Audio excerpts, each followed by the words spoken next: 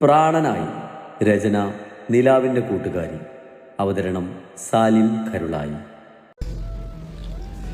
മിത്ത ഫ്രഷായ ഹാളിലേക്ക് വരുമ്പോൾ കാണുന്നത് സെറ്റിയിൽ കണ്ണടച്ചിരിക്കുന്ന കുഞ്ഞുട്ടിനെയാണ്.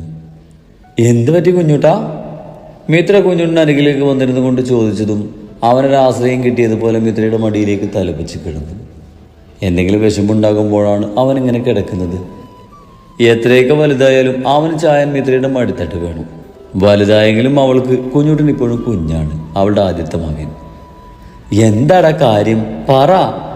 കുഞ്ഞുട്ടിൻ്റെ മുടിയിലൂടെ വിരലോടിച്ചുകൊണ്ട് മിത്ര ചോദിച്ചു. അപ്പനും ചേട്ടായും കൂടെ എന്നെ വിവാഹത്തിന് നിർബന്ധിക്കാം. എൻ്റെ അവസ്ഥ ആർക്കും മനസ്സിലാകുന്നില്ല. നൈനു അവളെ മറന്ന് മറ്റൊരാളെ സ്വീകരിക്കാൻ എനിക്ക് കഴിയില്ല. എന്നെ പ്രേമിച്ചത് കൊണ്ടാണ് അവൾക്ക് ജീവിതം അവസാനിപ്പിക്കേണ്ടി വന്നത്. എൻ്റെ മരണം വരെ അവളെ എൻ്റെ ഉള്ളിലുണ്ടാകൂ. മറ്റൊരാളെ സ്വീകരിക്കാൻ എനിക്ക് പറ്റില്ല ചേട്ടത്തി. കുഞ്ഞുട്ടൻ പറയുന്നത് കേട്ട് അവൻ്റെ തലയിൽ തലോടിയും മിത്രയിരുന്നു. അങ്ങനെ പറഞ്ഞാൽ എങ്ങനെ ശരിയാകും? നിനക്കും വേണ്ടേ കുഞ്ഞുട്ട ഒരു ജീവിതം? ഇത്രയും കാലായില്ലേ?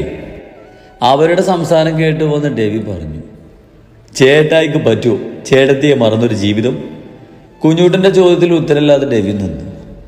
പറ്റില്ലല്ലോ, അതുപോലെ തന്നെയായിരിക്കും. എന്നാലും വേണ്ട ചായ, അവനെ നിർബന്ധിക്കണ്ട. അവൻ എന്തെങ്കിലും ഒരു കൂട്ട് വേണമെന്ന് തോന്നുമ്പോൾ അപ്പം നോക്കാം. എന്തോ പറയാമെന്ന ദേവിയെ തടഞ്ഞ് കുഞ്ഞുട്ടിൻ്റെ അവസ്ഥ മനസ്സിലാക്കിയതുപോലെ മിത്ര പറഞ്ഞു. ശരി, നിനക്ക് എന്തെങ്കിലും ഒരു കൂട്ട് വേണമെന്ന് തോന്നുമ്പോൾ പറയാൻ മടിക്കരുത്. ഡേവിയുടെ ചോദ്യത്തിന് മനോഹരമായെന്ന് പുഞ്ചിരിക്കുകയല്ലാതെ കുഞ്ഞുട്ടിനൊന്നും പറഞ്ഞില്ല. ഡേവി പോയതും കുഞ്ഞുട്ടൻ പിന്നെ ഒന്നും പറയാതെ മിത്രയുടെ മടിയിലേക്ക് തലവെച്ച് കിടന്നു. ജൂലിയുടെ കൂടെ താഴേക്ക് വന്ന ആമ്പല് കാണുന്നത് മിത്രയുടെ മടിയിൽ തലവെച്ച് കിടന്നുറങ്ങുന്ന കുഞ്ഞുട്ടിനെയാണ്. അത് കടന്നും കുഴുമ്പ് കുത്തി ആമ്പലു ജൂലിയുടെ കയ്യിൽ നിന്നും ഇറങ്ങി മിത്രയ്ക്ക് അരികിലേക്ക് ഓടി. മാ! മിത്രയുടെ അരികിൽ വന്നു നിന്ന് കുശുമ്പ് കുത്തിക്കൊണ്ട് ആമ്പല് വിളിച്ചു. എന്താ? കുഞ്ഞിൻ്റെ മുഖത്തുള്ള ചോക്ലേറ്റിൻ്റെ അംശം തുടച്ചു കൊടുത്തുകൊണ്ട് മിത്ര ചോദിച്ചു. ഇന്ത്യ കുഞ്ഞു പിഞ്ഞി നീച്ചിപ്പായ. എന്തിനാ എണീക്കാൻ പറയുന്നത്? അവൻ കിടന്നോട്ടെ, ഇതും എൻ്റെ കുഞ്ഞാ. മിത്ര പറഞ്ഞത് കേട്ടത് മാവലുവിൻ്റെ ചുണ്ടുകൾ വിരുമ്പി. എത്രയൊക്കെ ആയാലും അവൾക്ക് തൻ്റെ അമ്മ ജീവനാണ്. ആരും മിത്രയോട് അടുത്ത് ഇടപഴകുന്നത് കുശുമ്പിക്ക് ഇഷ്ടമല്ല. ആമ്പലു അലറിക്കറിയാൻ ഒരുങ്ങിയതും അതിനു മുമ്പായി കുഞ്ഞുടൻ ആമ്പലുവിനെ പൊക്കിയെടുത്ത് തന്നെ നെഞ്ചിലേക്ക് കിടത്തി ഈ കിളിയിട്ടതും കരച്ചിലൊക്കെ മാറി ആമ്പലു പൊട്ടിച്ചിരിച്ച് അവനെ നെഞ്ചിലേക്ക് മുഖം പൊഴുത്തി കിടന്നു. രാത്രി കിടക്കാൻ റൂമിലേക്ക് വന്ന ഡെവി കാണുന്നത് മിത്രയുടെ എളിയിലിരുന്ന് എന്തോ പറഞ്ഞ് വാശി പിടിച്ച് കരയുന്ന ആമ്പലുവിനെയാണ്. മിത്ര കുഞ്ഞിൻ്റെ കരച്ചിൽ കാര്യമാക്കാതെ ആമ്പലു ബെഡിൽ വലിച്ചു വാരിയിട്ട് ടോയ്സ് മുഴുവൻ പുറക്കി വെക്കുന്ന തിരക്കിലാണ്. ഇടയ്ക്ക് ആമ്പലു മിത്രയെ അടിക്കുകയും അവളുടെ മുടി പിടിച്ച് വലിക്കുകയും ചെയ്യുന്നുണ്ട്. എടി കുറുമ്പി, എന്നാത്തിനടി എൻ്റെ പെണ്ണിനെങ്ങനെ ഉപദ്രവിക്കുന്നത് നീ? കുഞ്ഞിൻ്റെ കവളിൽ പിടിച്ച് വലിച്ചുകൊണ്ട് ഡേവിഡ് ചോദിച്ചതും കുഞ്ഞിപ്പെണ്ണ് മുഖം പൊട്ടിച്ച് കരച്ചിലിൻ്റെ ശക്തി ഒന്നുകൂടെ കൂട്ടി. എന്തിനാ ദേവ കൊച്ചു കരയുന്നത്? ഷർട്ടൂരി മാറ്റിക്കൊണ്ട് ഡേവിഡ് ചോദിച്ചു. ഉറക്കം വന്നിട്ടേ ചായ. അവസാന ടോയി നേരെ എടുത്തു വെച്ചുകൊണ്ട് മിത്ര പറഞ്ഞു. ആമ്പലൂന് ഉറങ്ങാൻ മിത്ര നിർബന്ധമാണ്. പിന്നെന്താ ഉറക്കാത്തത്? അവൾക്ക് പാല് കുടിക്കണം, എന്നുമില്ലാത്തൊരു ശീലം. പാല് കുടിക്കാതെ ഉറങ്ങില്ലെന്ന വാശിയ. എന്നാ ഉറങ്ങണമെന്ന് ഞാനും കരുതി. ആമ്പലൂന് 3 വയസ്സായപ്പോൾ തന്നെ മിത്ര പാല് കൊതി നിർത്തിച്ചിരുന്നു. എന്നാലും കൊതിച്ചപ്പെണ്ണിന് ഇടയ്ക്ക് ഇതുപോലൊരു കൊതിയാണ്. എന്തോന്നാ ദേവ ഇത്? കൊതി കൊണ്ടല്ലേ കുഞ്ഞ് ചോദിക്കുന്നത്? ഇതിൽ പാല് കൊടുത്തെന്ന് വെച്ച് നിനക്ക് എന്തെങ്കിലും പറ്റുമോ? ഈ ചാരിത് എന്താ പറയുന്നത്? അവൾക്ക് വയസ്സ് 3.5 ആകാനായി. അതുമല്ല, പാലില്ല, വെറുതെ അങ്ങനെ കിടക്കാനാണ്. അതിന് കോച്ചിൻ്റെ കരച്ചിൽ കണ്ടില്ല നീ? അത് മാറ്റാൻ നോക്കി. ഡേവി പറഞ്ഞതും മിത്ര പിന്നെ ഒന്നും പറയാതെ കരയുന്ന കുഞ്ഞിനെയും ആശ്വസിപ്പിച്ച് ബെഡിലേക്ക് കിടന്നു. ഡേവി ബാക്കിയുള്ള അനുസരിച്ച് നോക്കാനും. ആമ്പലു ഇനി കടിച്ചാൽ നല്ലത് കിട്ടൂട്ടോ.